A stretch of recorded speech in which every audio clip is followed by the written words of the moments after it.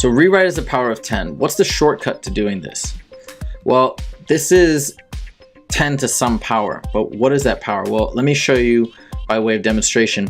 What's 10 squared? 10 squared is 10 times 10, which is 100.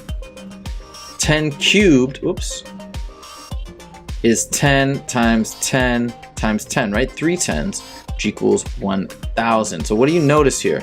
We notice that this exponent corresponds with the number of zeros in the final answer. So if we want to rewrite this with an exponent, we've got to count the zeros. We got 1, 2, 3, 4, 5, 6, 7, 8 zeros. Therefore, this should be written as 10 to the 8th.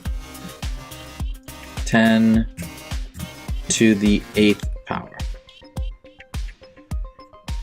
All right, let's go on to the next one.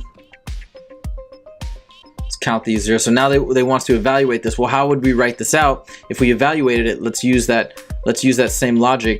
10 to the 4th, this is going to correspond to the number of zeros in the final answer if we evaluate this. So it's going to be 1, 2, 3, 4 zeros. So that's 10,000. They want a comma usually in there. All right. And the last one here. Write this as a power of 10. So again, count the zeros, and that's the number. That number is going to go in the exponent position. So we got 1, 2, 3, 4, 5, 6, 7. So we got 7 zeros. So this is 10 to the 7th power.